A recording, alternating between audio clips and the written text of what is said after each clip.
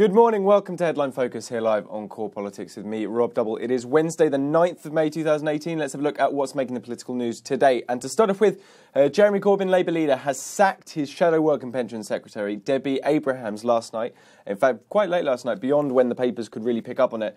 But it's going to be making the political news today because it was over allegations she bullied her junior staff. Now, Abrahams strongly denies these allegations. She says they're not true, but she will have to have her case heard now by a panel of the party's ruling executive, the NEC. But she's now lost her job in cabinet. As a result, Jeremy Corbyn sacked her late last night. It's the second shadow cabinet sacking Jeremy Corbyn has been forced to make inside of 6 weeks. So as you can see there, what it says in terms of volatility of what's going inside the Labour cabinet as well as the Conservative cabinet in recent times. Now, friends of Abrahams claim, and this is where the story could get perhaps more interesting as the hours develop and indeed the days develop.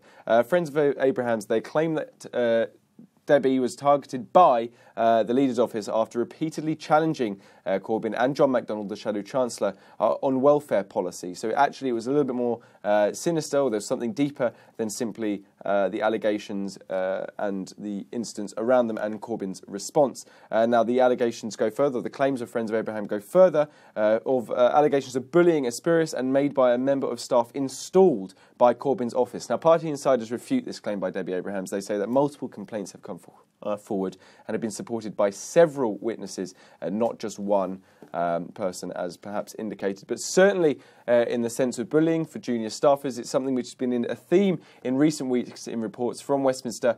This no doubt will continue to develop, particularly as the claims and the allegations go through the panel in the NEC in the next few weeks. Next up, Brexit was in the House of Lords yesterday, and to be fair, yesterday I told you that the EEA amendment which was going through would not likely pass or not likely get pushed back to the Commons owing to Labour's whipping their peers to vote against it. However, we were wrong. The row over the European Economic Area has reunited as MPs will vote later this month on whether Britain leaves the EU single market. And that's because there was a sensational 100-peer rebellion in the House of Lords. Last night, peers backed the cross-party amendment on the EU withdrawal bill. That's basically making remaining inside the European Economic Area a priority in the Brexit negotiations. Currently, obviously, it's not even Brexit policy of the government. This would make it a priority.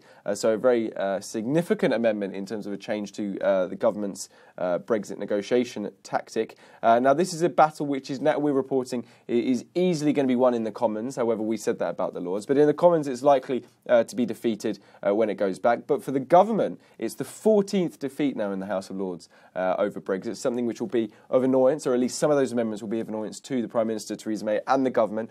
But for this one to do with the single market, actually, think about the Labour Party. Now, there are a number of Labour Party MPs who have campaigned very strongly for the Labour to adopt the position of staying in the single market and staying in the customs union. The most influential of those, or rather the most prominent of those in recent weeks, has been Shukut Amuna, a former Labour leadership contender before he pulled out of the race. But certainly there will be pressure now on Jeremy Corbyn over this amendment as to what Labour's position on the single market is. Currently, it is that Labour will negotiate a form of a new customs union and indeed a form of some kind of single market access post-Brexit, so to retain the benefits of the EU without being in the EU. This perhaps could hold his feet a little bit closer to the fire, and we'll have to wait and see what the internal party dynamics happen here in about a month's time. Finally, one more story from a cabinet row. Reports have come through that a bitter row erupted yesterday in the full cabinet meeting over over Northern Ireland office plans for a historical murders unit to look at the Troubles-era killings.